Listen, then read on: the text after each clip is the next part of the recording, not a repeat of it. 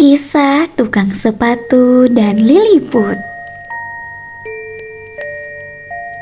Alkisah, pada zaman dahulu, hiduplah sepasang kakek dan nenek di sebuah kota kecil. Mereka tak punya anak dan cucu. Untuk mencukupi kebutuhan, mereka bekerja sebagai pembuat sepatu. Sang kakek yang membuat sepatu, sedangkan si nenek bertugas untuk menjualnya.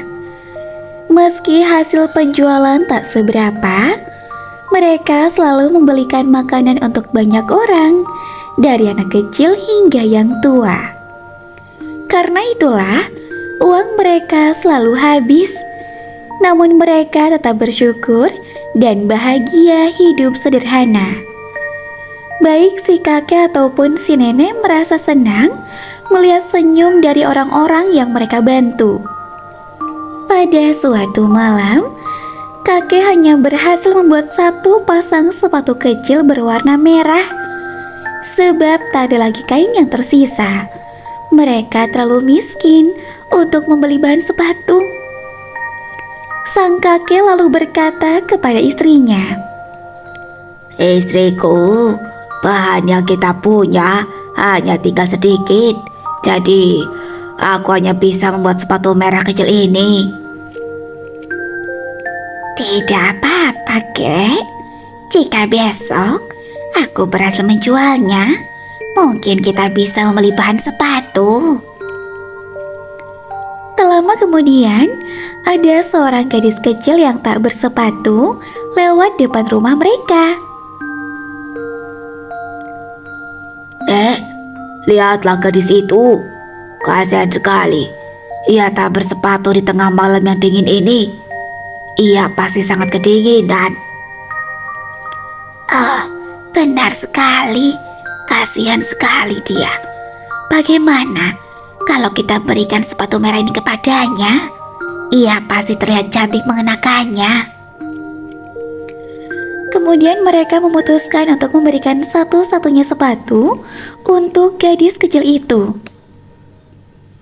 "Hei gadis kecil, kenapa kau di luar sendirian dan tak memakai sepatu?" Aku hanya hendak pulang, Nek." "Kalau begitu, masuklah sebentar. Hangatkan dulu badanmu." Namun gadis itu menolak karena ia mengaku sedang terburu-buru. Pada akhirnya, kakek dan nenek langsung memasangkan sepatu di kaki mungil si gadis. Lalu gadis itu bergegas pergi. Sayang sekali, gadis itu terburu-buru. Padahal aku ingin memberinya minuman coklat hangat. Mungkin kedua orang tuanya sedang menunggu. Meski kita tak punya lagi sepatu, yakin dan percayalah, Tuhan akan memberi kita pertolongan. Besok, aku akan mencoba mencari kayu bakar untuk kita jual. Mereka berdua lalu tidur dengan sangat nyenyak. Tanpa sepengetahuan mereka, tiba-tiba saja ada beberapa liliput muncul dari hutan dan membawa kulit sepatu yang amat besar. Mereka lalu menaruhnya di depan rumah sang kakek. Rupanya, liliput-liliput tersebut adalah saudara dari gadis kecil yang mendapat sepatu dari kakek dan nenek. Keesokan harinya, nenek merasa terkejut mendapati sebuah kulit besar di depan rumah mereka. "Kakek, Kek, lihatlah, ada kulit sepatu besar di depan rumah kita." Betapa senang hati mereka. Si kakek bergegas memotong kulit besar itu menjadi pola sepatu. Tak lama kemudian, jadilah beberapa pasang sepatu yang sangat cantik. Beberapa sepatu telah terjual. Dari hasil penjualan, nenek lalu membeli beberapa makanan dan hadiah untuk dibagikan kepada anak-anak. Setelah semua kegiatan selesai, mereka pun beristirahat. Ini semua adalah berkah dari Yang Maha Kuasa. Kita harus banyak-banyak bersyukur, Nek. Ucap sang kakek kepada istrinya. Malam itu, mereka sangat bahagia hingga tak bisa tidur. Mereka asyik mengobrol tentang masa-masa indah di masa lalu. Kemudian, tiba-tiba saja mereka mendengar suara di ruang kerja sang kakek. Apakah kau mendengar suara di ruang kerjaku? Iya benar, aku mendengarnya. Kakek dan nenek lalu mengintip dari balik pintu ruang kerja. Mereka melihat beberapa liliput tak berpakaian sedang membuat sepatu. Wah, aku rasa mereka lah yang kemarin membawakan kulit besar untuk kita. Namun kenapa mereka tak memakai baju? Pasti mereka sangatlah kedinginan. Aku besok akan membuatkan baju untuk mereka sebagai ucapan terima kasih. Keesokan harinya, ia lalu bergegas memotong kain dan menjahitnya untuk para liliput itu. Kakek tak tinggal diam, ia juga membuatkan mereka sepatu-sepatu mungil yang sangat indah. Setelah itu, mereka menyiapkan makanan-makanan lezat di atas meja untuk para liliput itu. Semoga saja mereka suka dengan buatan kita ya, Kek. Saat tengah malam tiba, para liliput itu pun berdatangan. Mereka terkejut karena terdapat makanan, sepatu, dan baju untuk mereka. Wow, pakaian dan sepatu-sepatu ini sangatlah indah. Makanan-makanan itu juga tampak lezat sekali, ucap salah satu liliput. Mereka segera mengenakan baju dan sepatu dari sang kakek dan nenek. Mereka juga menyantap habis makanan lezat di atas meja. Mereka lalu menari dengan riang gembira dan lanjut membuat sepatu-sepatu yang indah. Setelah malam itu, para liliput tak pernah datang lagi. Namun sejak saat itu, sepatu-sepatu yang kakek dan nenek jual laris terjual. Mereka merasa senang karena bisa memberi makanan yang banyak untuk orang-orang. Demikianlah kisah tukang sepatu dan liliput.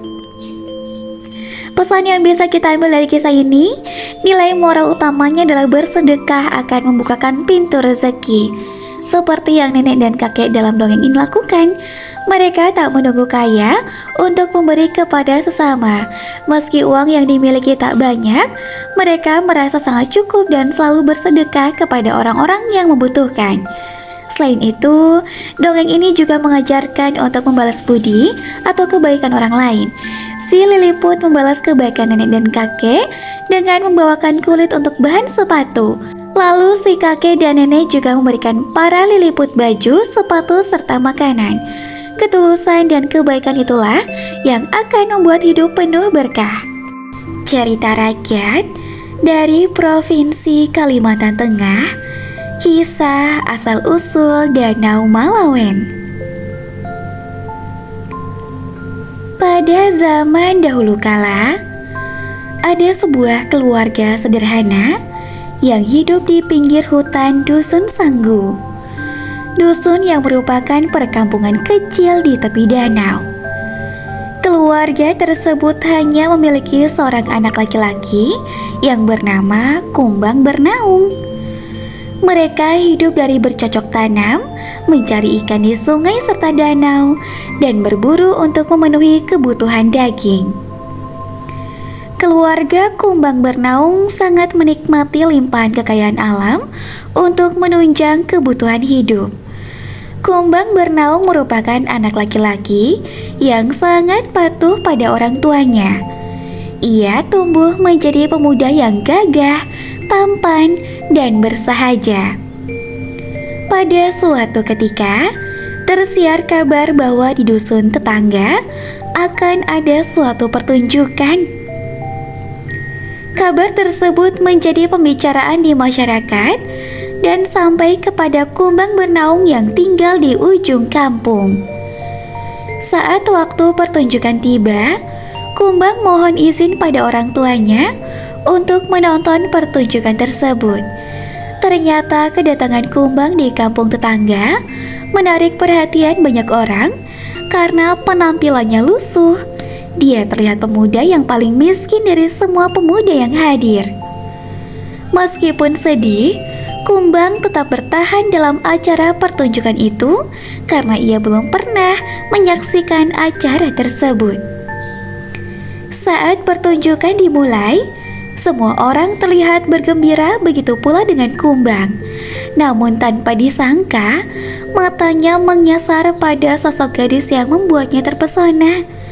Bagi Kumbang, acara tersebut tidak saja meninggalkan kemeriahan melainkan juga rasa penasaran terhadap sosok gadis yang dilihat di acara tersebut.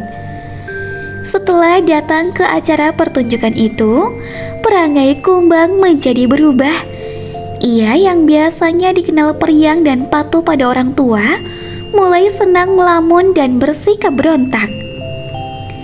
Cara bicaranya yang biasanya penurut dan santun menjadi ketus dan asal bicara. Beberapa minggu kemudian, Kumbang memutuskan untuk pergi mencari gadis yang telah memikat hatinya. Tekadnya sudah bulat. Kumbang berangkat ke kampung seberang. Sampai di kampung itu, Kumbang selalu menanyakan tentang sosok wanita pada acara tersebut pada setiap orang yang dijumpainya. Perlahan, ciri-ciri gadis mulai dikenali oleh orang yang ditanya Kumbang. Usaha Kumbang pun tidak sia-sia. Ia bertemu dengan gadis pujaan hatinya dan menyatakan cinta. Cinta Kumbang diterima gadis dari dusun tetangga yang kemudian diketahui bernama Intan. Kumbang memiliki kegiatan baru. Ia sering pulang pergi ke kampung tetangga dan melalaikan tugasnya. Akhirnya Kumbang berterus terang kepada orang tua dan bermaksud meminang gadis tersebut.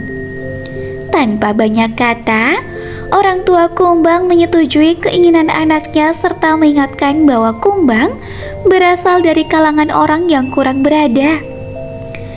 Dengan membawa restu dari kedua orang tuanya, Kumbang memberanikan diri menemui orang tua Intan untuk melamar. Sayangnya, lamaran Kumbang ditolak oleh orang tua Intan. Seketika hatinya langsung hampa. Dunia yang penuh keceriaan mendadak menjadi duka. Tidak hanya Kumbang, Intan pun ikut berduka. Kemudian keduanya memutuskan untuk kawin lari. Mereka tidak mempedulikan larangan orang tua. Pada suatu malam, Kumbang dan Intan memutuskan untuk pergi dari rumah orang tua masing-masing. Mereka bertekad untuk membina rumah tangga. Kumbang dan Intan lari hingga ke pinggiran danau. Segera mereka mencari cara untuk menyeberang danau. Saat itu, keduanya melihat piring Malawen. Tanpa mengulur waktu, mereka menyeberang menggunakan piring sakti itu. Ternyata, piring itu membesar dan menjadi perahu. Sementara orang tua Intan marah luar biasa mengetahui kejadian tersebut. Amarahnya yang membara hingga terucap sumpah pada keduanya. Lebih baik kalian menjadi buaya penunggu danau daripada menjalani hidup tanpa restu orang tua. Tak lama setelah sumpah dilontarkan, muncul angin ribut dan langit menjadi gelap gulita. Guntur dan petir menyambar membelah angkasa. Hujan lebat turun tanpa henti. Piring sakti yang membawa Kumbang dan Intan terbalik di tengah danau. Dengan begitu, kesaktian anak muda dikalahkan oleh kata-kata petua orang tua. Setelah kejadian singkat itu, kedua anak muda yang dimabuk asmara berubah menjadi sepasang buaya. Akhirnya mereka menjadi buaya hitam dan putih penunggu danau. Sementara piring Malawen yang ditumpangi tenggelam di dasar danau. Dari legenda yang terkenal ini menjadi asal-usul nama Danau Malawen. Cerita rakyat dari negeri Cina, kisah tongkat ajaib. Alkisah, pada zaman dahulu kala, terdapat danau yang airnya sangat jernih. Danau tersebut berada di Yunnan, Cina. Para penggembala memelihara sejumlah sapi di dekat danau itu.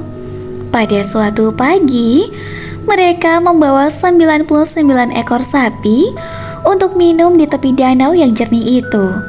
Anehnya, saat siang tiba, sapi-sapi itu bertambah satu sehingga menjadi 100 ekor. Bersamaan dengan itu, datanglah seorang gadis yang parasnya sangat cantik. Tak ada satupun penggembala yang tahu dari mana datangnya gadis itu. Tak lama kemudian, gadis cantik itu bercerita kisah-kisah yang menarik. Para penggembala sangat menyukai cerita dari sang gadis. Lalu tiba-tiba ia berkata, "Di antara sapi-sapi kalian ada satu yang ajaib. Ia dapat berjalan di atas air. Sehelai bulunya dapat mengangkat beban yang amat berat." Wah, benarkah? Bisakah kau menunjukkan sapi mana yang ajaib? Aku tak bisa memberitahu. Hanya orang tulus yang dapat mengetahuinya. Sang gadis misterius itu lalu pergi meninggalkan para penggembala yang kebingungan. Mereka berusaha mencari sapi ajaib itu, tapi tak kunjung mendapatkannya. Bagi mereka, sapi-sapi ternak itu tampak sama semua. Tidak ada satupun yang tampak spesial. Cerita mengenai sapi ajaib pun sirna begitu saja. Para penggembala itu menjalani hari seperti biasa. Mereka sepanjang hari membawa sapi-sapi ke dekat danau untuk makan dan minum. Pada suatu sore, seorang kakek tua sedang melewati danau untuk mencari kayu bakar. Ia melihat sapi-sapi yang sedang makan di dekat sungai dan menjaganya dengan tulus. Tanpa sengaja, tongkat tua yang ia pegang menyentuh seekor sapi. Beberapa helai bulu dari sapi tersebut terselip pada ujung tongkat yang sudah retak itu. Ketika sore tiba, si kakek lalu mengikat 2 keranjang kayu bakar pada ujung tongkatnya. Tak seperti biasanya, kayu bakar yang ia pikul terasa sangat ringan. Karena belum merasa berat, akhirnya penggembala tua itu mencari kayu bakar lagi. Ia mengumpulkan lagi banyak kayu, lalu ditambahkannya pada kayu bakar yang sudah ia ikat di tongkatnya. Ajaibnya, kayu-kayu yang setumpuk itu terasa masih sangat ringan. Langit semakin gelap, kakek tua itu pun memutuskan untuk pulang. Keesokan harinya, ia kembali mencari dan mengumpulkan kayu bakar sebanyak mungkin. Lalu, ia menjualnya ke pasar. Semakin banyak yang ia jual, makin banyak pula uang yang ia dapat. Ia terus bersyukur pada Tuhan karena bisa mendapatkan rezeki berlimpah karena pekerjaannya terasa ringan. Di sisi lain, ada orang yang kaya raya merasa aneh melihat kakek tua kuat membawa kayu bakar yang amat banyak.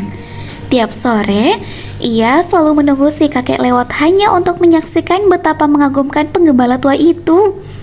Saking penasarannya, ia pun bertanya, "Kakek, bagaimana bisa kau membawa kayu-kayu bakar sebanyak itu?" "Oh, aku rasa ini semua berkat tongkatku ini." "Apa maksud kakek?" "Jadi, tongkat ini sangat ajaib. Kayu sebanyak ini terasa ringan saat kupikul dengan tongkatku ini." Orang kaya itu tak begitu mempercayai perkataan si kakek. "Apakah benar begitu? Boleh aku coba mengangkat kayu-kayu itu dengan tongkatmu?"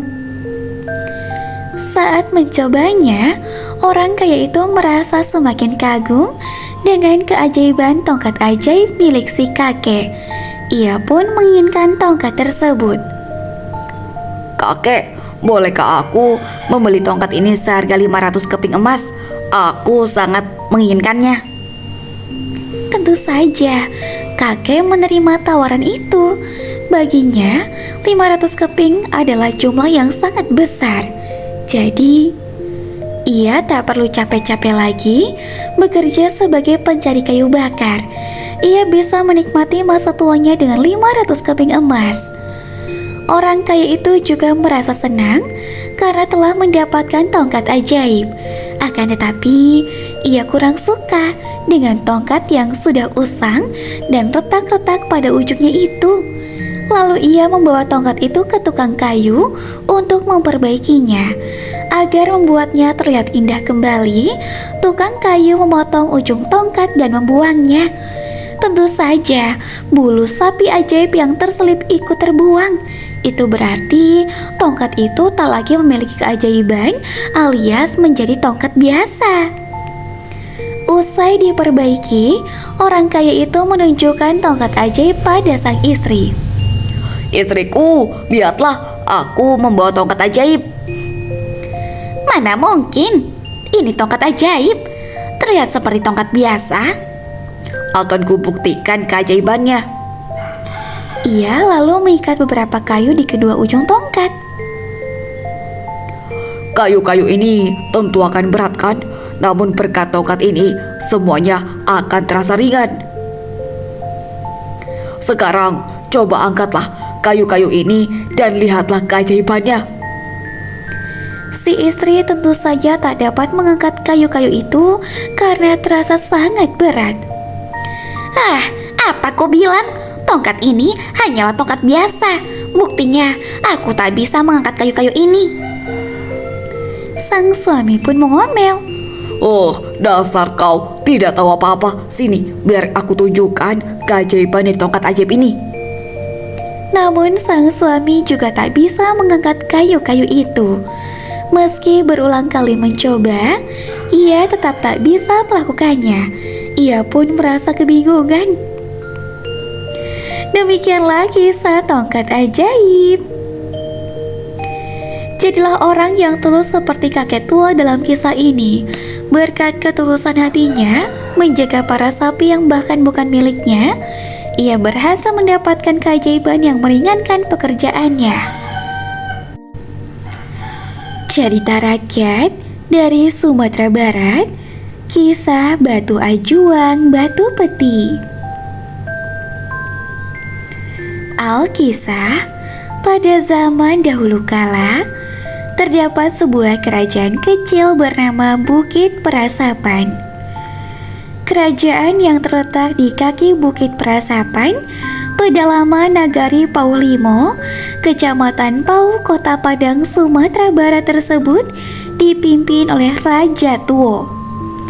Oleh rakyatnya, sang raja dikenal memiliki sifat yang arif dan bijaksana. Ia dianugerahi seorang putri sematawayang yang bernama Putih Lenggogeni.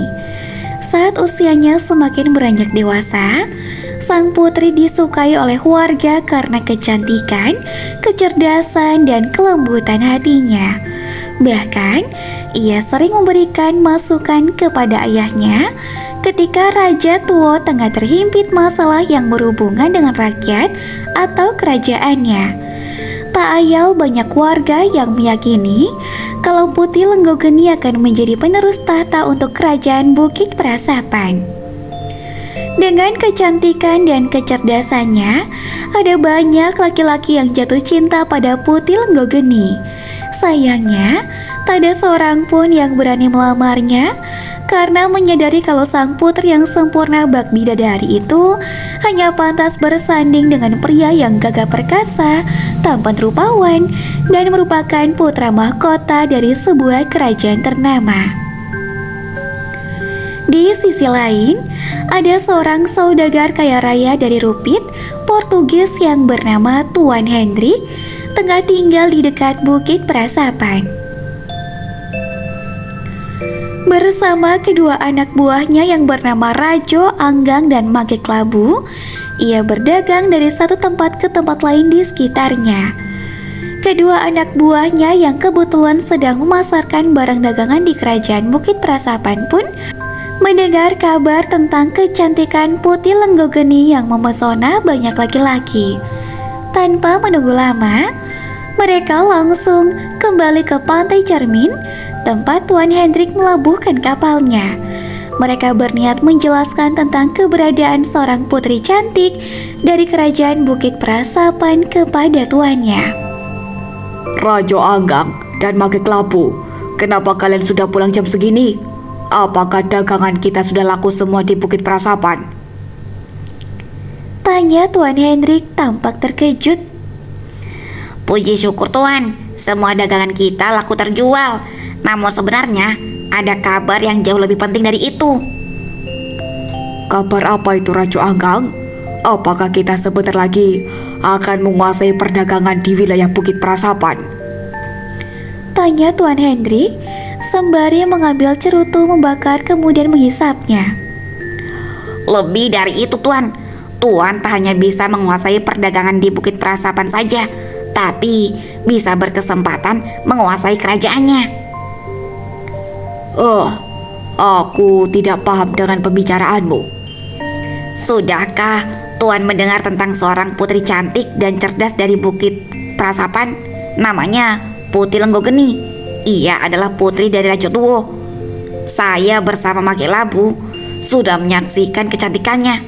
Kiranya Tuan hendak berkenan untuk melamarnya. Kami siap membantu.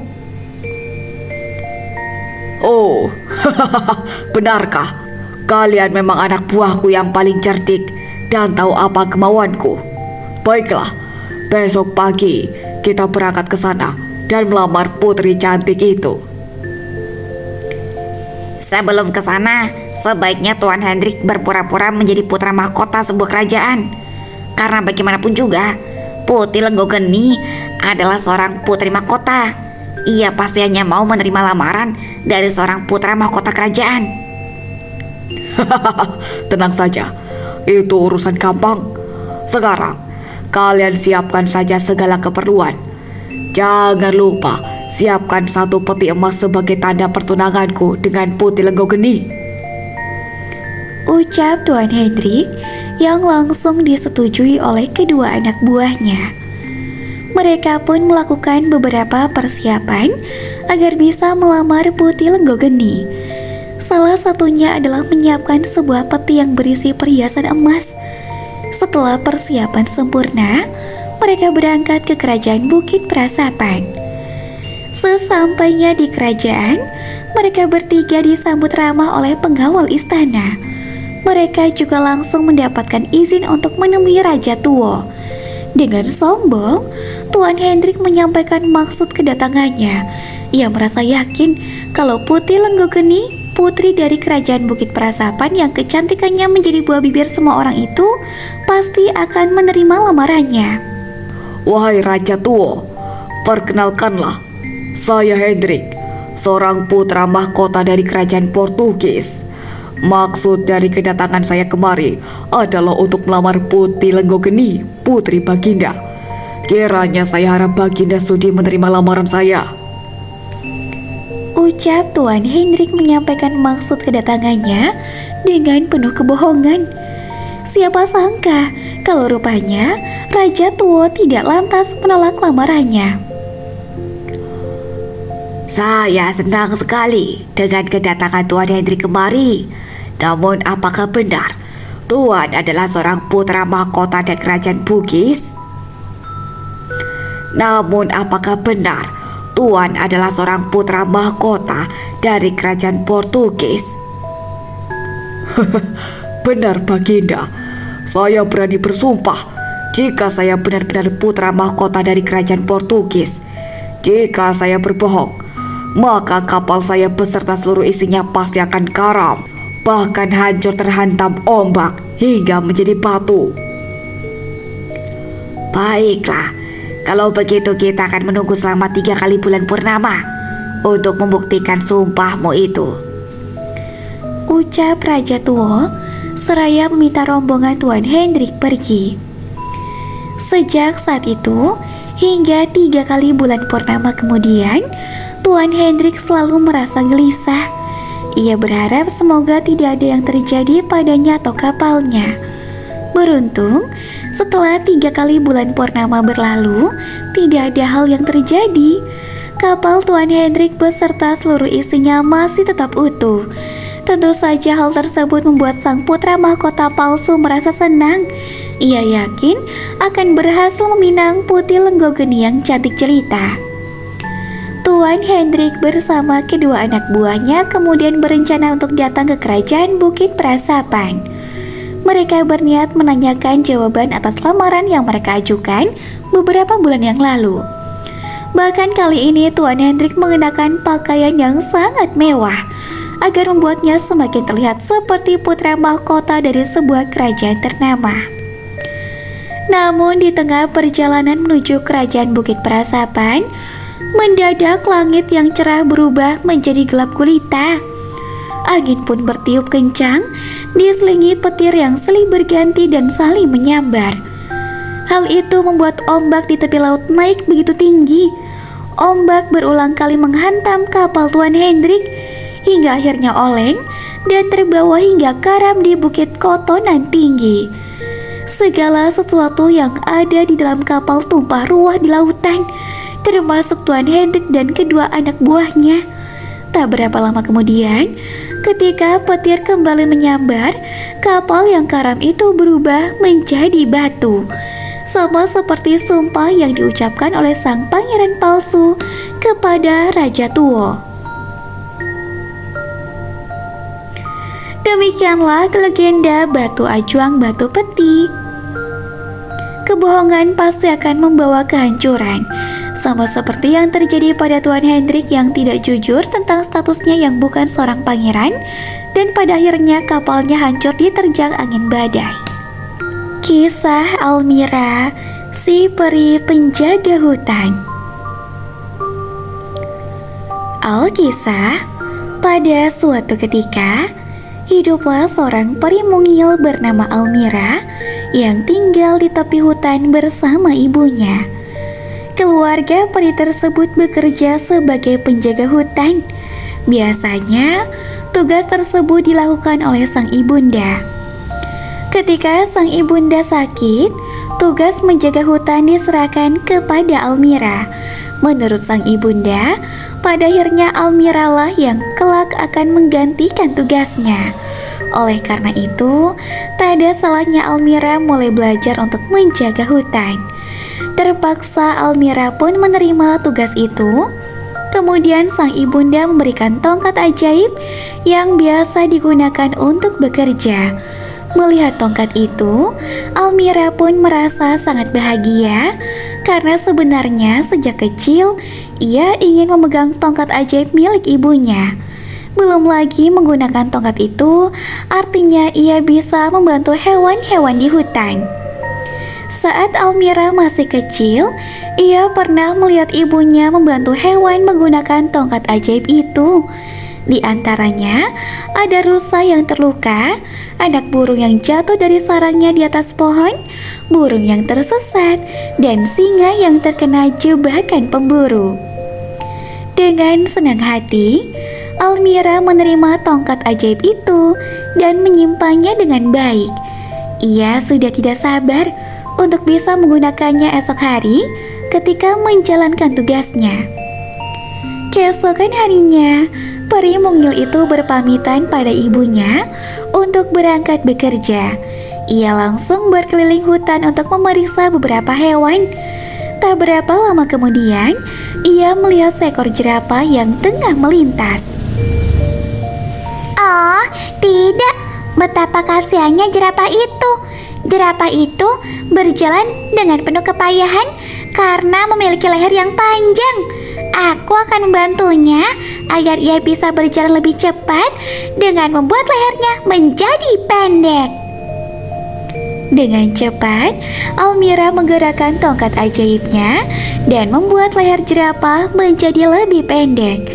Ketika peri kecil itu beranjak pergi, sang jerapah terlihat memakai kebingungan karena lehernya menjadi lebih pendek. Setelah pertemuannya dengan jerapah, Almira kemudian bertemu dengan seekor gajah. Halo gajah.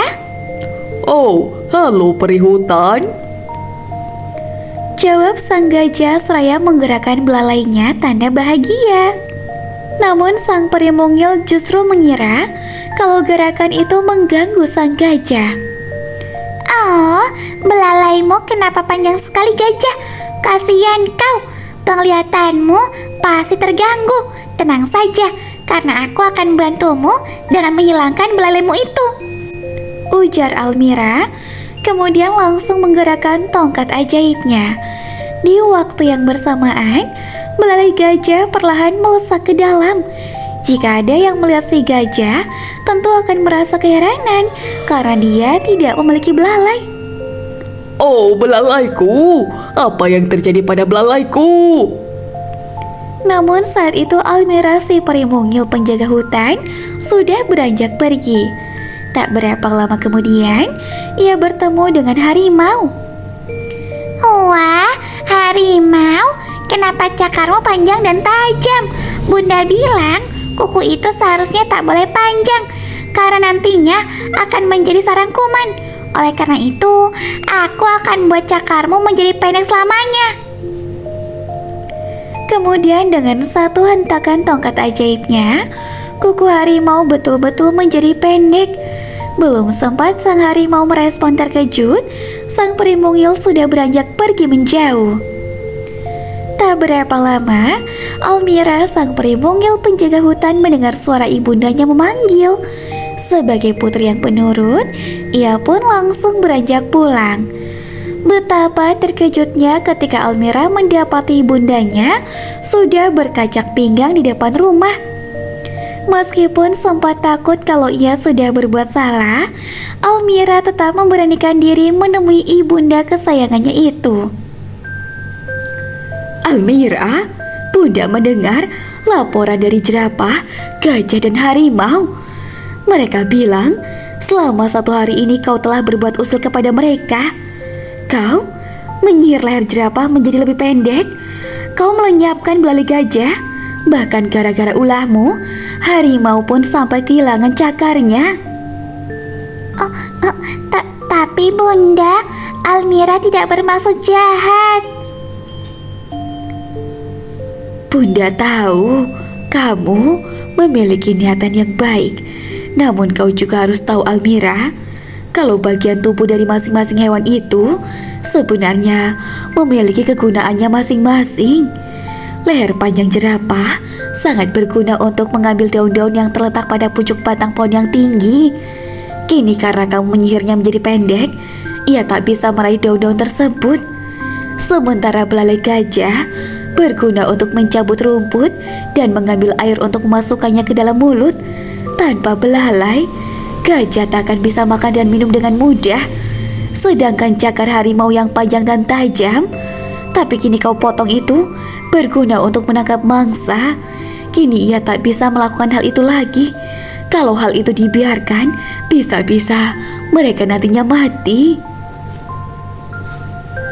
Betapa terkejutnya Almira ketika mendengar penjelasan dari sang ibunda bahwa upayanya untuk menolong jerapah, gajah dan harimau itu justru bisa mencelakai mereka. Tanpa menunggu lama, ia pun langsung minta maaf kepada ibunda. Maafkan aku, Bunda. Aku tidak menyangka kalau yang aku lakukan justru mencelakai hewan-hewan di hutan. Aku sama sekali tak berniat untuk menyakiti mereka. Bunda sudah memaafkanmu. Kini kau harus segera menemui jerapah, gajah dan harimau. Kemudian kembalikan mereka seperti semula.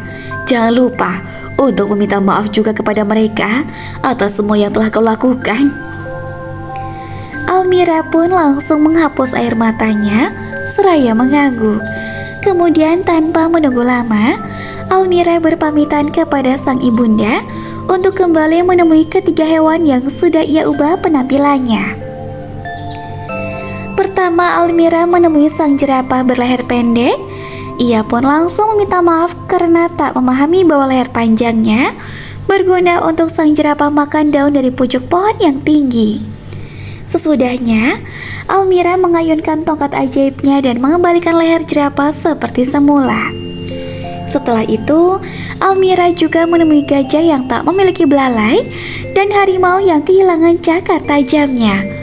Sama seperti sebelumnya, sang peri mungil meminta maaf atas ketidakpahaman sebelumnya. Kemudian tak lupa ia menjentikan tongkatnya dan mengembalikan sang gajah dan harimau seperti semula. Kini semua hewan pun kembali bahagia dan Almira mendapatkan semakin banyak ilmu untuk menjadi peri penjaga hutan yang baik. Cerita rakyat dari Sumatera Barat, kisah ikan sakti Sungai Jania. Alkisah, pada zaman dahulu kala, hiduplah seorang janda beserta kedua anaknya, seorang anak perempuan dan seorang anak laki-laki. Mereka hidup dengan penuh kebahagiaan dan keharmonisan. Sang ibunda sangat menyayangi buah hatinya, sementara sang anak menghormati dan menuruti sang bunda. Pada suatu hari yang cerah, sang ibunda mendapatkan undangan untuk menghadiri sebuah pesta. Tak ingin pergi sendiri, ia mengajak kedua anaknya untuk ikut dengannya. Segeralah ganti baju kalian dengan pakaian yang indah. Hari ini kita akan pergi ke sebuah pesta, ucap sang ibunda kepada dua buah hatinya. Dengan gembira, keduanya langsung mengiyakan perintah ibu dan berganti pakaian. Sesampainya di tempat pesta, kebahagiaan kedua anak itu semakin bertambah, khususnya setelah melihat banyaknya tamu yang datang dan hidangan lezat yang disajikan. Belum lagi, tak jauh dari sana terdapat panggung pertunjukan seni musik tradisional yang dipenuhi penonton. Mereka pun meminta izin pada ibunya untuk diperbolehkan menonton pertunjukan tersebut. Ibu, bolehkah kami menonton pertunjukan musik di sana? Tentu saja boleh. Berjanjilah untuk tidak terlalu jauh. Ada terlalu banyak orang di sini. Ibu khawatir nanti tidak bisa menemukan kalian.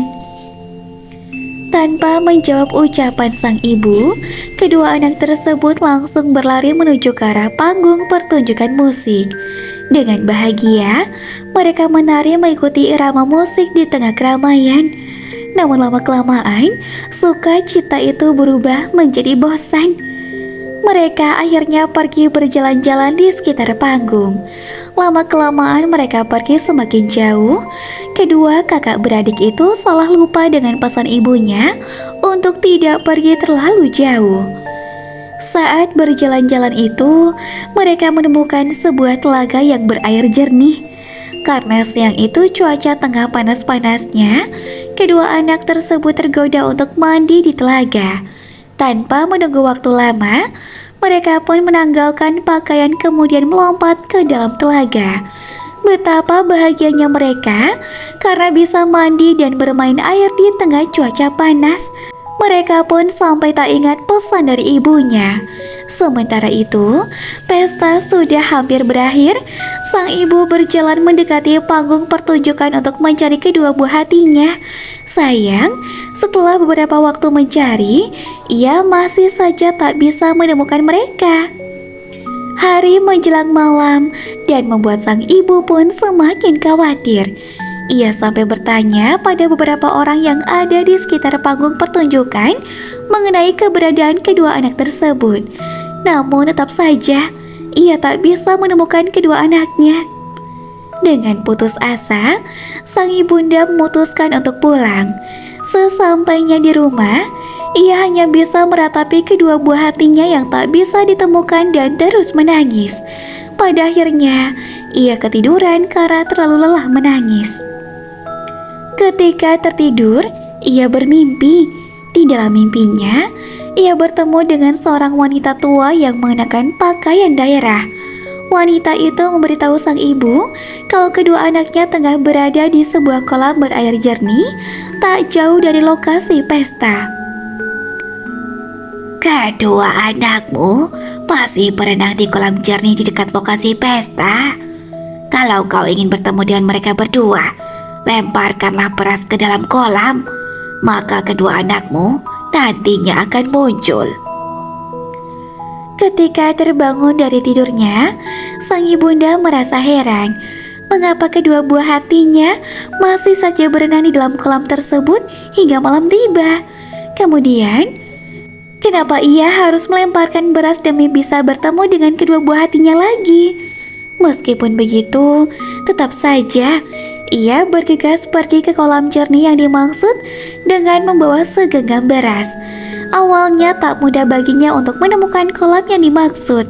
Namun setelah mencari ke sana kemari, akhirnya ia berhasil menemukan kolam itu. Tanpa menunggu lama, ia langsung melemparkan beras yang ia bawa ke dalam kolam. Tak lupa ia memanggil nama kedua anaknya secara bergantian.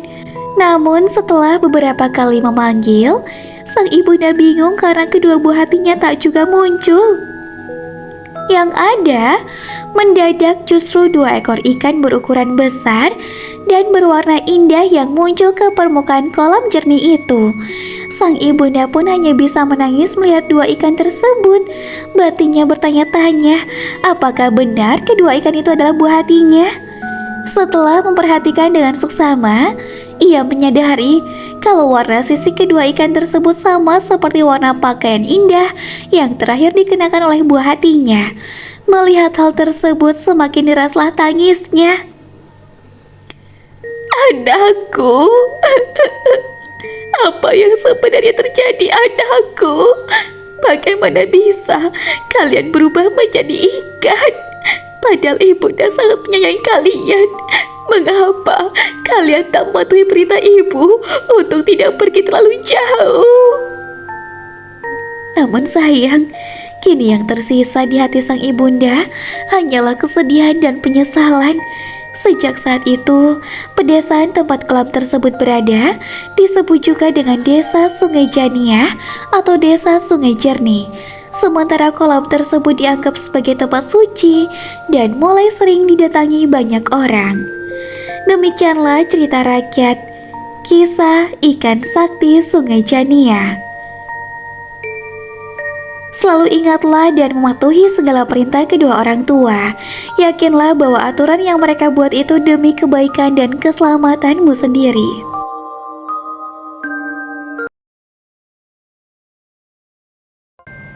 Cerita rakyat dari Provinsi Sumatera Barat, legenda Danau Maninjau. Alkisah, pada suatu masa berdiri tegak sebuah gunung bernama Gunung Tinjau. Gunung Tinjau memiliki kawah yang sangat luas, namun dalam waktu singkat berubah menjadi sebuah danau yang indah. Kejadian tersebut tak lepas dari legenda setempat, yaitu tentang ulah dari Bujang Sembilan. Bujang Sembilan adalah sebutan untuk 9 bersaudara lelaki yang tinggal di sebuah kampung kaki Gunung Tinjau. Bujang Sembilan terdiri dari Kukuban, Kudun, Bajua, Malintang, Galapuang, Balok, Batang, Bayang, dan Kaciak. Sebenarnya, mereka 10 bersaudara dengan seorang adik perempuan bernama Siti Rasani. Orang tua mereka sudah lama meninggal, sehingga keputusan di rumah itu dipegang oleh si sulung yang bernama Kukuban. Mereka juga terhitung masih bersaudara dengan pemimpin di kampung tersebut, yaitu Datuk Limbatang. Baik Bujang Sembilan dan Siti Rasani adalah anak yang giat, sehingga Datuk Limbatang, paman mereka, kerap mengajari keterampilan untuk bertani dan mempelajari tentang adat setempat. Hal itu tak lepas dari janji Datuk Limbatang kepada kakak perempuannya yang juga ama dari 10 bersaudara tersebut. Setiap datang ke tempat Bujang Sembilan, istri serta putra Datuk Limbatang yang bernama Giran pun turut serta. Para lelaki bekerja di ladang, sementara yang perempuan memasak dan berbenah di rumah. Seiring berjalannya waktu, kemampuan Bujang Sembilan menggarap sawah semakin baik dan membawa hasil melimpah. Sementara Siti Rasani juga tumbuh menjadi remaja putri yang cantik dan baik budi. Tanpa diduga, karena kerap bertemu, tumbuhlah rasa cinta antara Siti Rasani dan Giran. Setelah memberanikan diri berbicara di depan kedua keluarga, hubungan mereka pun disetujui oleh kedua keluarga. Hubungan berlangsung baik hingga pada perayaan panen raya, Kukuban dan Giran berhadapan dalam sebuah pertunjukan adu ketangkasan dalam bersilat. Giran yang menangkis serangan membuat kaki Kukuban patah sehingga si sulung merasa dipermalukan. Sejak itu, Kukuban menyimpan dendam hingga pada suatu hari Datuk Limbatang datang untuk menyampaikan niat Giran meminang Siti Rasani. Kukuban menolak dengan tegas. Maksud baik itu karena masih merasa dendam pada Giran. Hal itu membuat Siti Rasani dan Giran sedih dan memutuskan untuk berdiskusi di pinggir sungai untuk mencari jalan keluar agar mereka bisa menikah. Sayangnya, setelah berdiskusi panjang, mereka tidak juga bisa menemukan jalan keluar dan pada akhirnya Siti Rasani memutuskan untuk pulang. Baru akan beranjak sebuah tanaman berduri merobek sarung yang ia kenakan dan pahanya pun terluka. Sontak Giran segera mencari tanaman obat untuk mengobati kaki kekasihnya. Tiba-tiba saja Bujang Sembilan datang bersama warga dan dengan penuh amarah menuduh mereka melakukan hal yang tidak pantas. Sidang adat pun dilakukan untuk menentukan nasib dua sejoli tersebut, namun Bujang Sembilan terus memojokkan keduanya. Pembelaan Siti Rasani maupun Giran tidak didengar dan hukuman pun akhirnya dijatuhkan dengan alasan supaya kampung mereka terhindar dari malapetaka. Keduanya lantas dibawa ke kawah Gunung Tinjau. Hukuman yang telah diputuskan adalah Siti Rasani dan Giran harus dibuang ke dalam kawah. Sebelum dibuang, Giran berdoa meminta keadilan kepada Tuhan agar jika tidak melakukan kesalahan, ia meminta agar Gunung Tinjau meletus dan Bujang Sembilan pun mendapat kutukan. Dan benar saja, setelah keduanya dibuang ke dalam kawah, gunung itu pun meletus dan mengeluarkan lahar yang membinasakan semua orang tanpa ada yang bisa selamat. Bekas letusannya kemudian menjadi sebuah cekungan yang terisi air dan menjadi sebuah danau yang indah. Sementara Bujang Sembilan mendapat kutukan, mereka pun berubah menjadi ikan dan hidup di danau yang kini dikenal sebagai Danau Maninjau. Demikianlah cerita rakyat dari Sumatera Barat, legenda Danau Maninjau. Pesan yang bisa kita ambil dari kisah ini, yang pertama, jangan menyimpan dendam kepada orang lain, karena hal itu hanya akan menjadi penyakit hati. Selanjutnya, jangan cepat percaya dengan omongan orang lain sebelum kamu benar-benar tahu kebenarannya. Cerita rakyat dari Provinsi Sumatera Barat, Sabai Nan Alwi. Alkisah, pada zaman dahulu kala, hiduplah keluarga Rajo Babanding yang tinggal di sekitar hilir sungai Batang Agam, Padang Tarok. Di rumah bersudut 4 tersebut, ia tinggal bersama istrinya, Sadun Saribai, beserta 2 anak mereka, Sabai Nan Alwi dan Mangku Tak Alam. Sama seperti namanya, Sabai Nan Alwi, Sabai yang lemah lembut, merupakan gadis yang berparas cantik, berbudi pekerti baik, santun dalam berbicara, dan patuh kepada kedua orang tuanya. Konon, kecantikan dan kebaikan hatinya terkenal hingga ke kampung lain. Kebalikan dengan sang kakak, Mangkutak Alam memiliki sifat pemalas dan suka seenaknya sendiri. Meskipun berwajah tampan, tapi karena selalu main layangan setiap hari, kulitnya lama-kelamaan menjadi hitam karena terbakar sinar matahari. Rajo Babanding memiliki seorang sahabat dekat yang merupakan saudagar kaya raya di kampung Situju. Sang sahabat tersebut memiliki nama Rajo Nan Panjang.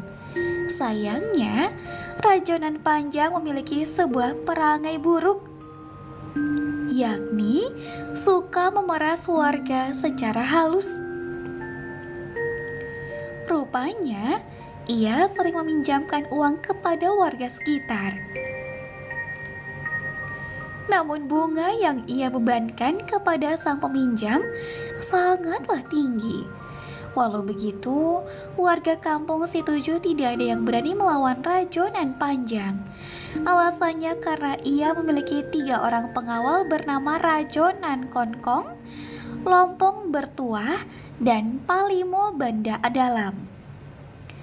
Kecantikan dan kelembutan Sabai Nan Alwi rupanya juga terdengar hingga ke telinga Rajo Nan Panjang. Bahkan, ia sampai berkeinginan untuk meminang putri sulung sahabatnya itu. Dengan penuh keyakinan kalau Rajo Babanding akan menerima pinangannya, ia mengirimkan beberapa utusan ke Padang Tarok. Setelah sampai di Padang Tarok, utusan Rajo Nan Panjang itu langsung menyampaikan pinangan kepada Rajo Babanding. Namun pinangan tersebut ditolak. Alasannya, Rajo Nan Panjang merasa malu memiliki menantu yang sepantaran dengannya. Tak peduli meski menantunya itu kaya raya sekalipun. Penolakan itu kemudian disampaikan oleh para utusan kepada Rajo Nan Panjang di kampung Situju. Betapa geram dan kesalnya Rajo Nan Panjang mendengar pinangannya ditolak. Ia merasa direndahkan oleh Rajo Babanding. Tanpa menyerah, Rajo Nan Panjang pun berangkat bersama 3 pengawalnya ke Padang Tarok untuk meminang gadis pujaannya. Tanpa banyak berbasa-basi, setelah bertemu dengan Rajo Babanding, ia langsung mengutarakan tujuannya. Namun Rajo Babanding justru menawarkan untuk berunding esok hari di sebuah lokasi bernama Padang Panahunan. Padahal lokasi tersebut biasanya digunakan sebagai tempat para jagoan berkelahi. Ada alasan jelas mengapa Rajo Babanding ingin mengajak sahabatnya itu untuk berduel. Ia merasa kalau Rajo Nan Panjang telah melanggar sopan santun dengan meminang anak gadisnya secara langsung. Bagaimanapun juga, berdasarkan adat di Padang, pinangan seharusnya tak disampaikan kepada ayah sang gadis pujaan, melainkan kepada mama atau adik kandung dari ibunda gadis tersebut. Rajo Nan Panjang pun menyadari kalau pinangannya telah ditolak secara halus oleh ayah Sabai Nan Alwi. Ia juga menyadari kalau Rajo Babanding tengah menantangnya untuk berkelahi. Meskipun menyadarinya, tapi tetap saja Rajo Nan Panjang merasa marah.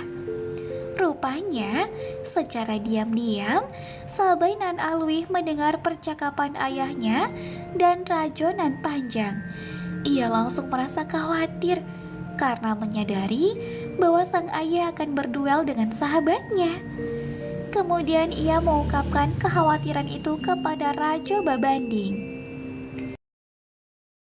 Mendengar kekhawatiran itu, Rajo Babanding kemudian berusaha menenangkan hati putri sulungnya. Ia memastikan kalau dirinya sudah memiliki sebuah rencana matang yang akan membuatnya baik-baik saja. Ketika hari yang ditentukan telah tiba, berangkatlah Rajo Babanding ke Padang Panahunan bersama pembantunya yang bernama Palimo Parang Tagok.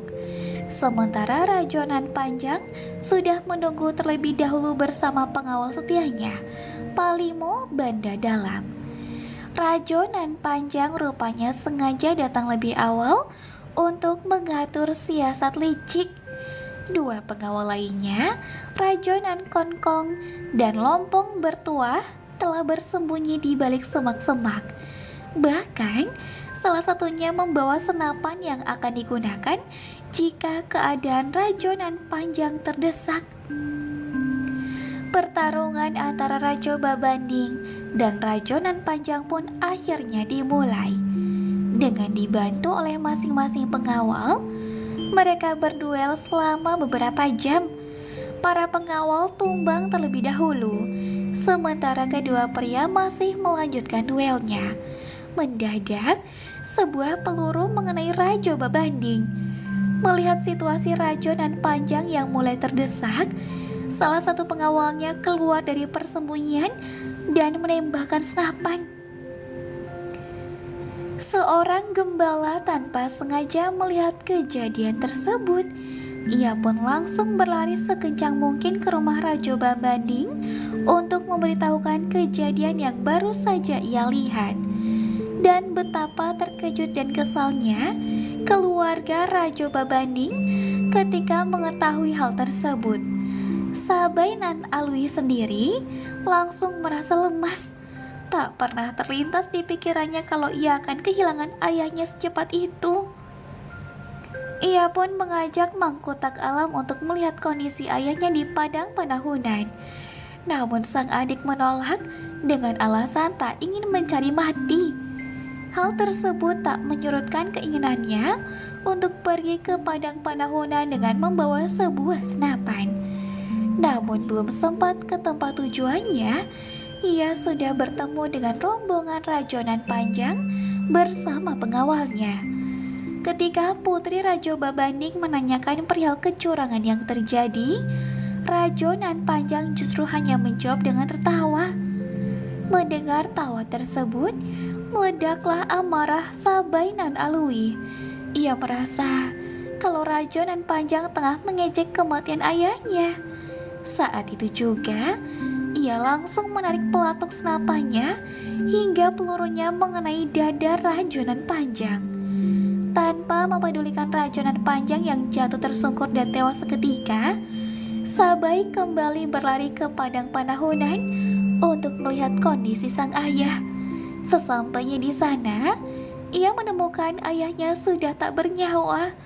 Hatinya pun hancur berantakan melihat ayah yang ia sayangi kini telah meninggal dunia demi menjaga kehormatan keluarganya.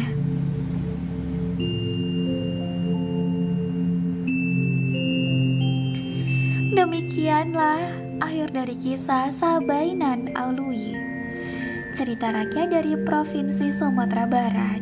Pesan yang bisa kita ambil dari kisah ini, salah satunya adalah untuk tetap membela kebenaran dan melakukan kebaikan meskipun tahu bahwa nyawamu menjadi taruhannya. Hal tersebut bisa terlihat dari cara Rajo Babanding dan Sabai Nan Alwi menghadapi Rajonan Panjang. Selain itu, sebagai seorang anak, jadilah seperti Putri Rajo Babanding. Tak hanya memiliki sifat lemah lembut, tapi ia juga patuh dan menghormati kedua orang tuanya. Sungguh sebuah teladan yang baik untuk buah hati tersayang. Cerita rakyat dari Provinsi Bengkulu, kisah ular daung si penjaga bara gaib. Pada zaman dahulu kala, hiduplah satu keluarga di bawah kaki sebuah gunung di Bengkulu. Keluarga itu terdiri dari seorang janda tua dengan 3 anak gadisnya.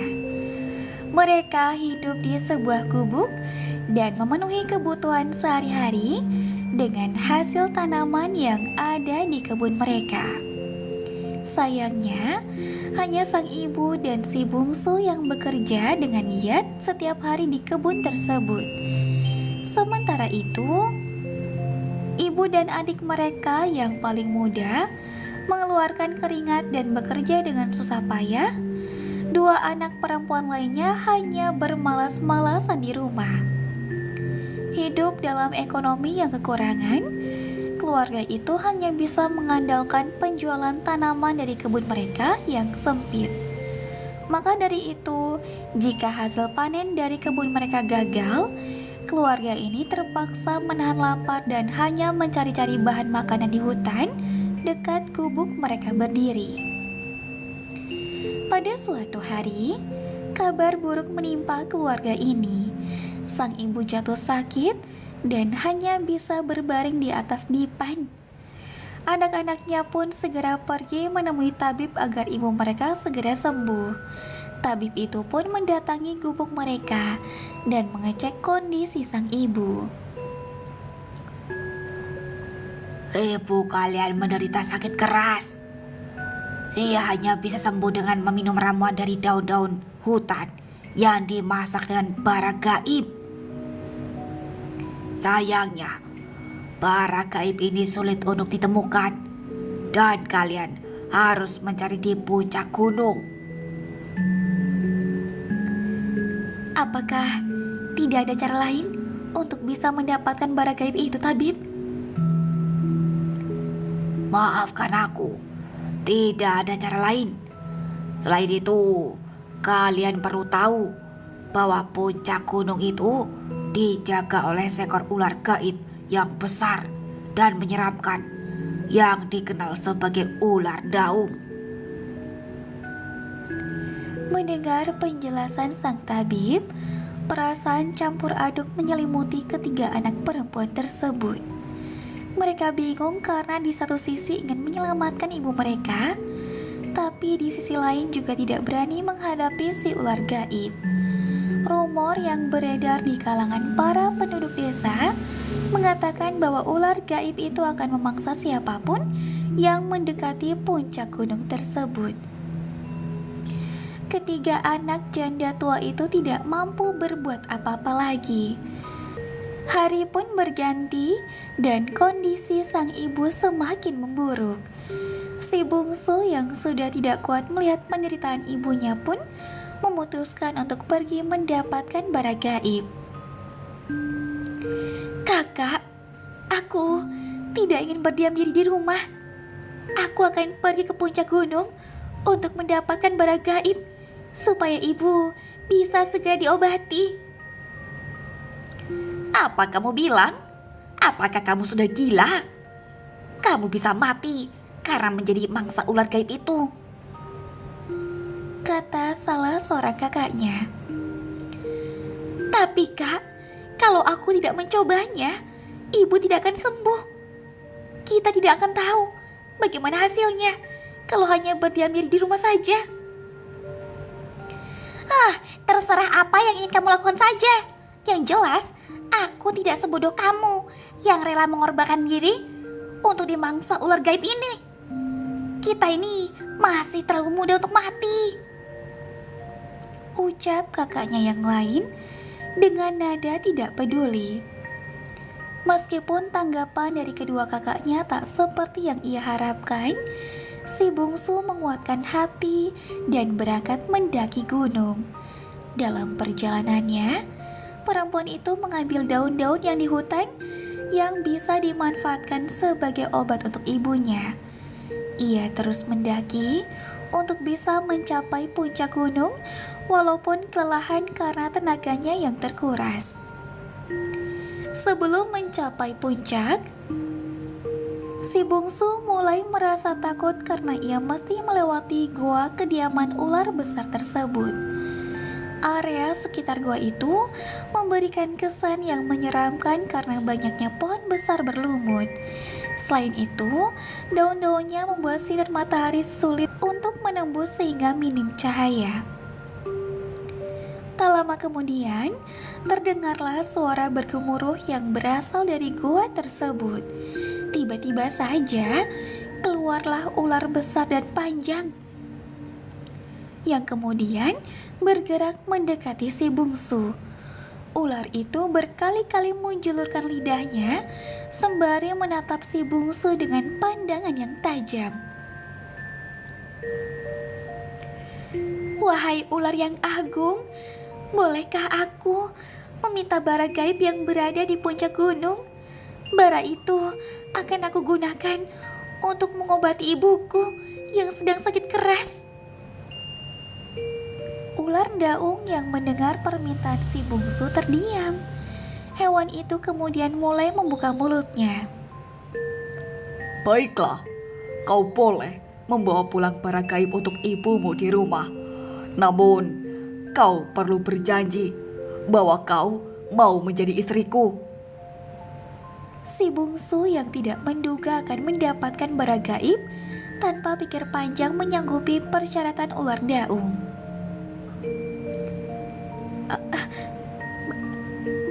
Baiklah, aku bersedia menjadi istrimu. Namun izinkanlah aku untuk pulang terlebih dahulu untuk memberikan bara gaib ini kepada ibuku. Aku berjanji akan kembali ke puncak gunung ini setelah itu.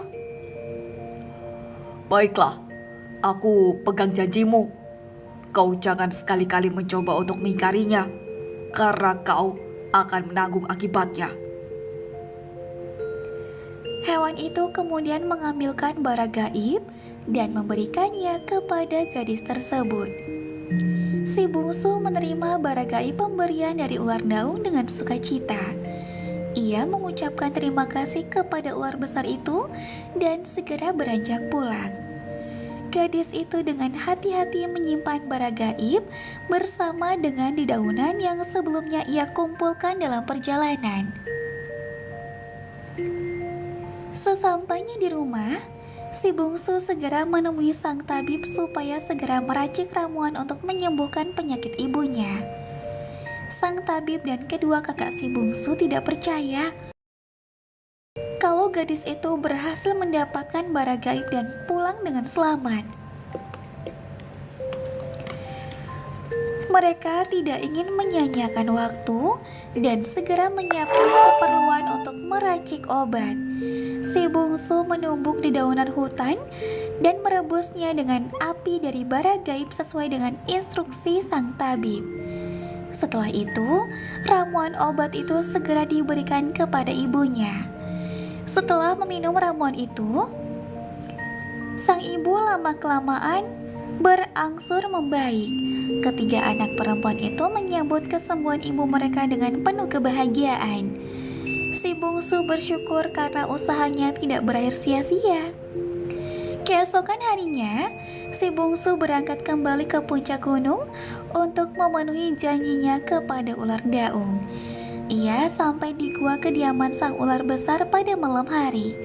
Namun betapa terkejutnya gadis itu karena ia justru melihat kejadian ajaib di mana ular daung berubah menjadi seorang kesatria muda yang tampan. Wahai kesatria, apakah kamu merupakan jelmaan dari ular daung? Tanya si bungsu dengan nada bertanya-tanya. Benar, aku adalah ular daung yang sebenarnya merupakan seorang pangeran. Namaku adalah Abdul Rahman Alamsyah. Sebenarnya aku adalah seorang manusia yang disihir oleh pamanku untuk menjadi seekor ular yang menyeramkan dan menjaga bara gaib ini. Ia menyihirku karena ia ingin menguasai tahtaku dan memenuhi ambisinya sebagai seorang raja. Sementara itu, kedua kakak si bungsu yang ada di rumah merasa penasaran kenapa adik mereka bisa mendapatkan bara gaib itu. Mereka kemudian menyusul si bungsu untuk pergi ke puncak gunung ketika adik mereka berhenti di depan sebuah gua. Apa yang ia lakukan di situ? Apakah itu adalah gua ular daung? Bagaimana kalau ia tiba-tiba dimangsa ular besar itu? Tanya salah seorang kakaknya pada saudaranya. Entahlah, aku tidak peduli jika ia akan dimangsa atau tidak.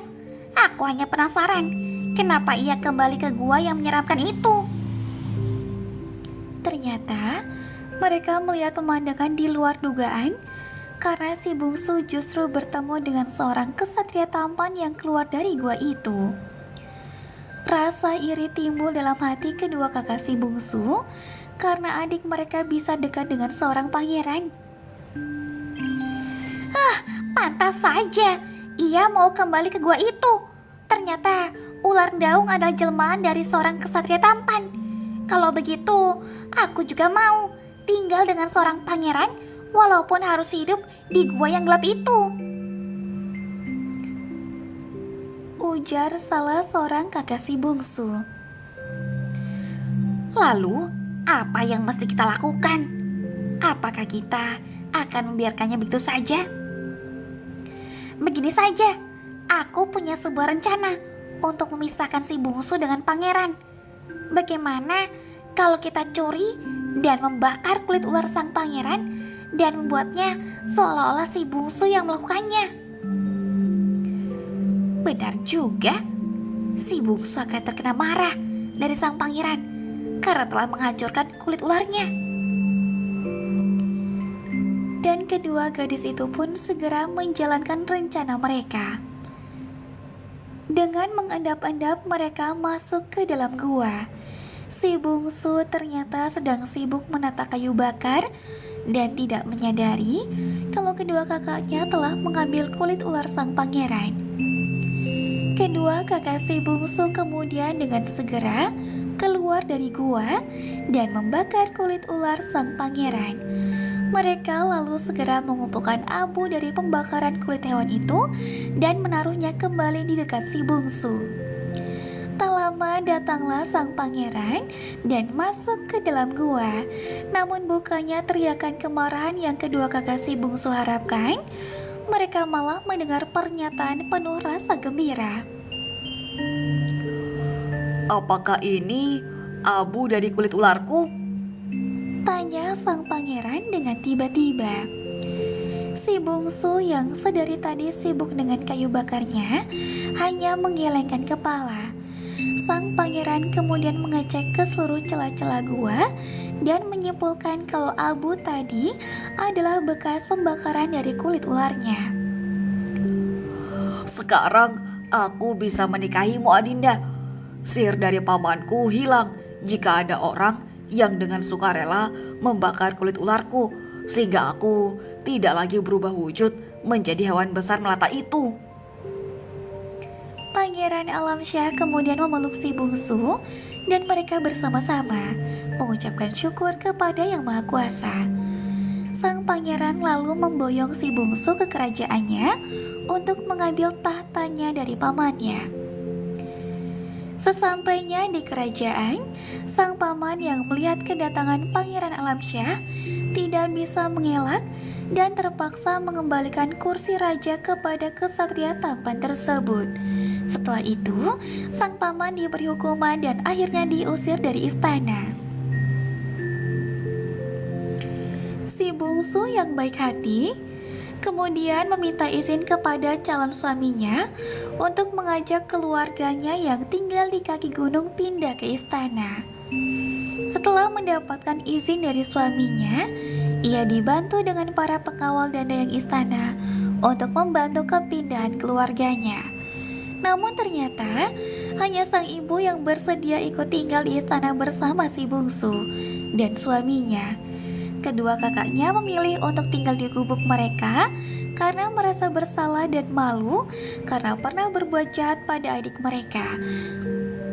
Demikianlah kisah cerita rakyat dari Bengkulu. Ular Daung, penjaga Baragai.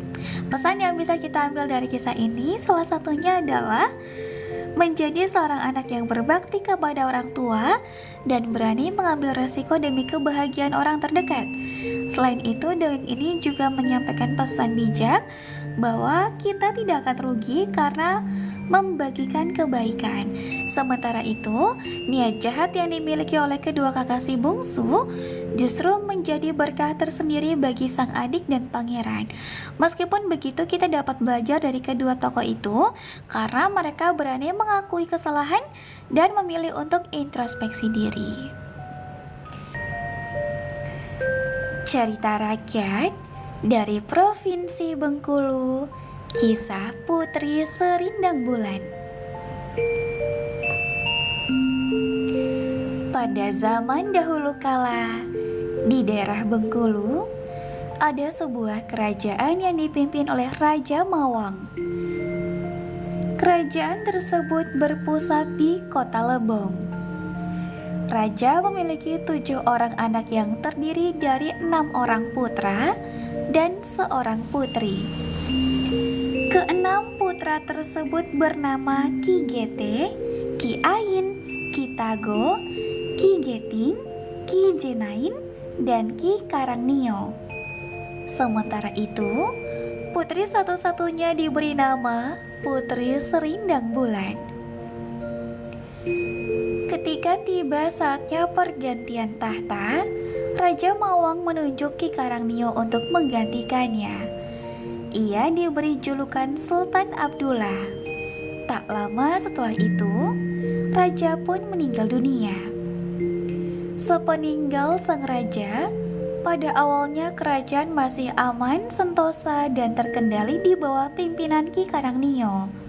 Hanya saja, kemudian terjadi konflik internal dengan saudara-saudaranya. Hal ini dikarenakan mereka merasa malu dengan keadaan adik bungsunya Serindang Bulan. Bagaimana tidak, setiap kali ada laki-laki yang melamarnya, tubuh wanita itu tiba-tiba terkena kusta. Penyakit itu akan hilang jika pertunangan batal. Kejadian tersebut terjadi berulang-ulang kali. Tentu saja, itu merupakan aib yang harus segera dihentikan. Pada suatu hari, keenam kakak Serindang Bulan memutuskan untuk mengadakan pertemuan rahasia. Mereka berunding untuk mencari cara menghilangkan aib tersebut. Kita tidak bisa membiarkan hal ini terus terjadi. Nama kerajaan kita pasti akan menjadi semakin jelek di mata kerajaan lain. Kita harus melakukan sesuatu, kata Ki Gete. Saudara-saudara yang lainnya pun menyetujui apa yang diucapkan oleh Ki Gete tersebut. Kemudian Ki Geting mengusulkan untuk mengasingkan si bungsu ke tempat yang sangat jauh. Akan tetapi hal tersebut tidak disetujui oleh Ki Tago. Laki-laki itu kemudian berkata, "Kalau menurutku, sebaiknya kita bunuh saja Putri Serindang Bulan." Tak mau ambil pusing, saudara-saudara yang lain langsung mengiyakan, kecuali Ki Karangnio. Ia sebenarnya ingin protes, tetapi suaranya tentu akan kalah dengan suaranya kakak-kakak yang lain. Tak berhenti di situ saja, seolah ingin cuci tangan, kakak-kakak yang lain menunjuk Ki Karangnio untuk membunuh Putri Serindang Bulan. Sebagai bukti kalau telah melaksanakan tugas, laki-laki itu harus membawa pulang darah si bungsu di dalam sebuah tabung. Ia tentu saja sangat sedih. Mana mungkin dirinya tega membunuh saudara kandungnya sendiri. Terlebih lagi, keduanya memang lebih dekat jika dibandingkan dengan yang lain. Namun untuk saat ini, ia tidak bisa melakukan apapun selain menyetujuinya. Setelah pertemuan tersebut, Ki Karangnio pergi untuk menemui adik bungsunya dan menceritakan semuanya. Wanita muda itu tentu saja merasa sedih, namun ia hanya bisa pasrah menerima semuanya. Ia hanya berharap kalau apapun yang terjadi nantinya, Tuhan akan selalu melindunginya. Lelaki itu pun hanya bisa minta maaf kepada adiknya, karena hingga saat ini ia masih belum bisa menemukan cara bagaimana untuk menyelamatkannya. Keesokan harinya, Ki Karangnio membawa Serindang Bulan ke hutan untuk melakukan tugasnya. Namun sebelum berangkat, si bungsu memiliki sebuah permohonan. "Kakak, bolehkah aku membawa bakoa dan ayam hirik milikku?" "Untuk apa kau ingin membawanya?" "Nanti, kalau aku sudah mati, Tolong, kuburkan aku bersama Bakoa dan ayam hiir itu. Hanya itulah yang aku miliki selain kakak. Bakoa adalah tempat menaruh sirih. Setelah permintaan disetujui oleh kakaknya, si bungsu itu pun pergi berpamitan dengan kakak-kakaknya yang lain. Tak lama kemudian, Ki Karangnio dan Serindang Bulan pergi ke hutan. Dalam perjalanan menuju ke hutan, kakak beradik itu hanya diam tanpa mengucapkan sepatah kata pun. Si bungsu tentu saja meratapi nasib malangnya. Sementara itu, sang kakak sedang berpikir keras bagaimana caranya untuk menyelamatkan adik kesayangannya. Hingga tak terasa tibalah mereka di tengah hutan, tepatnya di tepi sungai air Ketahun. Sepertinya kita sudah berjalan cukup jauh.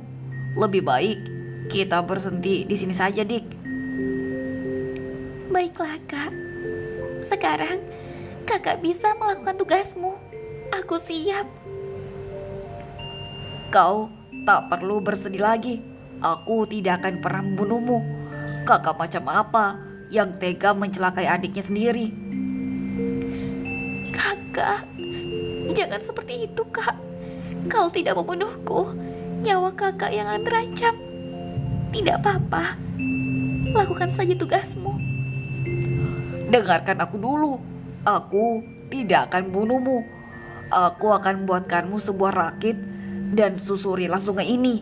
Semoga saja ada orang baik yang mau menolongmu. Sementara itu, untuk bukti darah yang harus kubawa pulang, bolehkah aku menyayat tanganmu? Nanti darahmu akan kucampur dengan darah binatang. Putri Serindang Bulan tentu saja menyetujui rencana kakaknya itu. Ia juga merelakan ayam hiir kesayangannya untuk diambil darahnya. Setelah semuanya selesai, Ki Karangnio menyuruh adik perempuannya itu untuk naik ke rakit dan mengantar kepergiannya. Hati-hati adikku, semoga kau selalu dilindungi oleh Tuhan Yang Maha Kuasa. Suatu hari nanti, aku harap bisa bertemu lagi denganmu. Ketika Putri Serindang Bulan sudah hilang dari pandangannya, ia lalu bergegas pulang dan melapor kepada kakak-kakaknya kalau dirinya telah menyelesaikan tugas. Saudara-saudaranya percaya dan merasa puas setelah melihat bukti tabung yang dibawa olehnya. Setelah berhari-hari berada di atas rakit dan mengikuti arus air sungai, Putri Serindang Bulan akhirnya tiba di Pulau Pagai yang merupakan muara dari sungai air Ketahun. Di sana ia bertemu dengan Raja Indrapura yang kebetulan sedang berburu. Raja yang dikenal ramah tersebut kemudian bertanya mengapa ia bisa sampai di wilayahnya. Wahai putri cantik, sedang apa kau di tempat ini sendirian? Dan mau tak mau, Putri Serindang Bulan pun menceritakan semuanya. Setelah mendengar penuturan Serindang Bulan, Raja Indrapura yang merasa iba kemudian membawanya pulang ke istananya di negeri Setio Barat. Karena sering bertemu dan terbiasa, keduanya pun jatuh cinta. Beberapa bulan kemudian, Putri Serindang Bulan kemudian dilamar. Ajaibnya, kali ini penyakit kulitnya tidak kambuh. Pasangan yang berbahagia itu kemudian akan segera melangsungkan pernikahan. Akan tetapi, pernikahan tersebut tidak akan bisa terwujud tanpa adanya wali dari mempelai perempuan. Maka dari itu sang raja kemudian mengirimkan utusan untuk memberitahu kakak-kakak Serindang Bulan. Selang beberapa hari kemudian, utusan Raja Indrapura datang ke Lebong dan memberitahukan kabar pernikahan tersebut. Kakak-kakak Serindang Bulan yang lain tentu saja merasa terkejut dan marah mengetahui fakta kalau adik bungsunya masih hidup. Tak lama setelah utusan pergi, mereka mengadakan rapat kembali. Aku tidak menyangka kau bisa melakukan hal seperti ini. Bisa-bisanya kau mengelabui kami dan mengkhianati kepercayaan kami. Kata Ki Gete kepada Ki Karangnio. Sebenarnya, kelima anak Raja Mawang yang lain merasa sangat marah dan hendak membunuh Ki Karangnio. Namun mereka mengurungkan niat karena harus menghadiri pernikahan Serindang Bulan di negeri Setio Barat. Mereka tidak mau masalah menjadi semakin runyam. Pada tanggal yang telah ditentukan, rombongan Kerajaan Lebong tiba di negeri Setio Barat untuk menghadiri pernikahan Putri Serindang Bulan. Mereka diterima dengan begitu baik di sana. Ki Karangnio yang melihat Serindang Bulan untuk pertama kali setelah kejadian itu merasa lega dan bahagia sekali karena adiknya baik-baik saja. Si bungsu pun merasakan hal yang sama. Keduanya kemudian saling melepas rindu. Pernikahan Putri Serindang Bulan dan Raja Indrapura berjalan dengan lancar dan baik. Setelah itu mereka mengadakan pesta yang cukup meriah untuk merayakannya. Semua orang pun bergembira. Setelah acara pernikahan selesai, kakak-kakak Serindang Bulan pulang kembali ke Lebong. Sebelum pergi, masing-masing dari mereka diberi hadiah berupa sekantong emas oleh Raja Indrapura. Dalam perjalanan pulang, naasnya kapal yang ditumpangi rombongan kerajaan Lebong diterjang ombak besar dan karam. Mereka kemudian terdampar di Pulau Ipuh. Tidak ada barang yang tersisa kecuali perhiasan milik Ki Karangnio. Ternyata kejadian tersebut merupakan sebuah teguran dari Maha Kuasa. Kelima saudara yang lain rupanya memiliki niat jahat untuk menyingkirkan Ki Karangnio. Mereka iri karena perhiasan yang diberikan kepadanya berjumlah lebih banyak. Mengetahui fakta yang terjadi, lelaki itu sama sekali tidak marah. Ia justru berkata, Harta kalian adalah hartaku. Hartaku adalah milik kalian. Apabila barang kalian hilang, maka aku akan memberikannya. kata-kata Ki Karangnio tentu saja membuat saudara-saudaranya yang lain menjadi malu. Terlebih lagi, lelaki itu membagi perhiasannya kepada mereka sama rata. Dengan perasaan campur aduk, Ki Gete berkata, Adikku, kau memang begitu bijaksana. Pantaslah ayah memilihmu untuk menggantikannya menduduki tahta. Itu memang benar. Kami juga minta maaf karena telah berusaha mencelakaimu. Sekarang kembalilah ke Lebong. Kita harus berpisah di sini karena kami berlima tak akan kembali. Ki Karangnio menghormati keputusan kakak-kakaknya. Ia kemudian pulang sendirian ke Lebong. Beberapa bulan setelah kembali, laki-laki tersebut kemudian memutuskan untuk menikahi seorang putri raja. Dari pernikahan itu, mereka dikaruniai 2 orang anak laki-laki yang bernama Ki Pati dan Ki Pandan. Demikianlah cerita rakyat dari Bengkulu, kisah Putri Serindang Bulan. Pesan yang bisa kita ambil dari kisah ini, yang pertama adalah sesama saudara harus saling mendukung dan membantu. Jangan seperti kelima kakak Serindang Bulan yang malah berniat membunuh adik bungsunya hanya karena dianggap membawa aib keluarga. Selain itu, belajarlah untuk memaafkan dan tidak menaruh dendam pada orang yang telah berbuat jahat kepada kita. Mungkin hal tersebut kedengarannya begitu sulit, hanya saja kamu pasti bisa kalau mencobanya. Ketika bisa memaafkan, hidupmu pasti akan jauh lebih tenang.